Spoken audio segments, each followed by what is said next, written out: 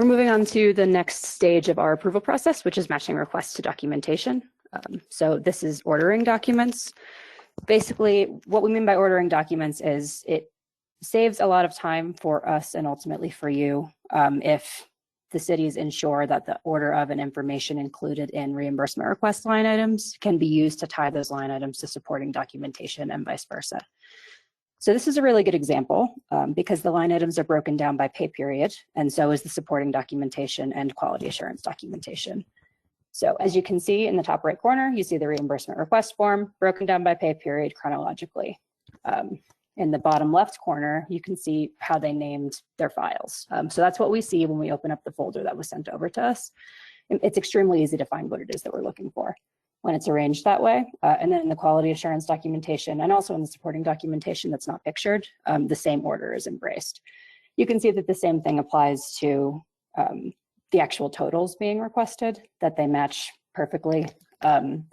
It doesn't have to be dates, and it doesn't have to be broken out by payroll. You can break it out by employee name, by department, by general date, but it just has to match across the board. For example, if the supporting documentation had employee ID numbers where the reimbursement request form showed dates, it would be basically impossible for us to connect those without doing some serious digging. Okay. So this is the same documentation being pictured with a slightly different emphasis. This is showing that information must be clearly available across all documentation. And that information includes employee names and IDs, dates, and dollar amounts. So we're not dealing with employee IDs in this particular example, but as you can see, it draws a line, in this case from May 8th on the reimbursement request form to May 8th in the quality assurance documentation. So that matches, and then so does the total being requested. We should basically be able to do that at first glance, looking at your supporting documentation. Okay. Additionally, making sure that dates and hours worked and amount paid in general is clear and can be tied to employee names or IDs is really important and saves a lot of time in the long run. So this is an example of a request that would be rejected out of hand, and I'm going to walk through why. So examples of non-matching amounts can be found here. This led to an initially rejected request. If you look at this, you can note the types of information present. So all information that we asked for is present on this page. You can find names, John Doe, EID, so in this case 90044, that's highlighted. Amount paid out, so you can see number 2 in the check register, the employee's total paycheck, and then the amount requested, which is also in the reimbursement request form. But as you can probably notice, it's not consistent across the supporting documentation. And it can't be tied together across the documentation as it currently exists.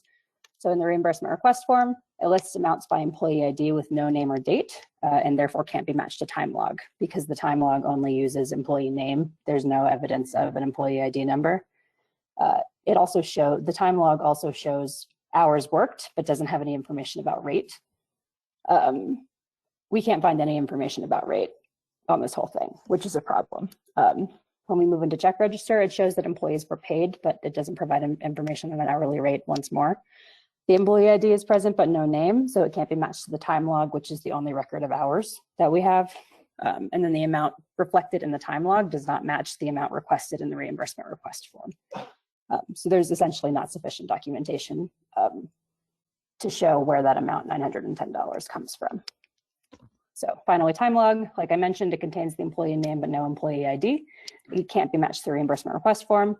It shows dates and hours worked, but no indication of which hours or dates are reimbursable. So it's not enough to just provide every hour that this employee worked and mark in the job code that it was in some way related to COVID. In this case, we'd highly recommend circling, highlighting, otherwise notating which hours and days that it is that we're looking at. In this case, it might also be helpful to organize your reimbursement requests by date from the get-go, if this supporting documentation is going to be your primary source. Okay. Our final step is file validation and document submission. So once at least 3 members of our team have reviewed and approved your request, we consolidate all of that information and submit it to the county for final approval and invoicing. So this is where we reiterate what we mentioned in the slide about redactions. You should only submit documentation that's directly related and directly relevant to your request, because there are size limits. It's not an arbitrary limit. It just gets very difficult to upload files to this auditor repository once they exceed a certain size. So 100 megabytes is where it starts to be a problem. If you do leave information about auxiliary employees, so employees whose pay you're not requesting reimbursement for, that will have to be redacted. And then excessively large consolidated files are difficult to send, difficult to submit. On another note, it's happened several times that when we try to open a file that has a very long name that was sent over to us by a city, it combines with the file path and exceeds 260 characters, which is the limit, which makes it impossible to open. So the advice that we have there is just keep your file names as short as possible while also having all of the identifying information that we need to connect it to your other documentation. Okay. This is a very brief summary of these do's and don'ts that I've gone over in this presentation. This is a good quick reference if you're just about to submit your information and you're trying to see if it matches in a basic way. I do want to draw specific attention to the first bullet on the do not include section, so mismatched reimbursement request form and supporting documentation. That refers to the example I gave where, for example, there's a line items on the reimbursement request form are organized by name, and then the only thing available on supporting documentation is the employee ID, so there's no way to match the two. It's also the case in reimbursement request forms organized by date and supporting documentation organized by employee name or ID. It's impossible for us to validate that, and we'll end up sending it back to you and asking for additional clarification. That's more or less far and away the main issue that we have with initial submissions. So keeping that in mind would be good for everyone.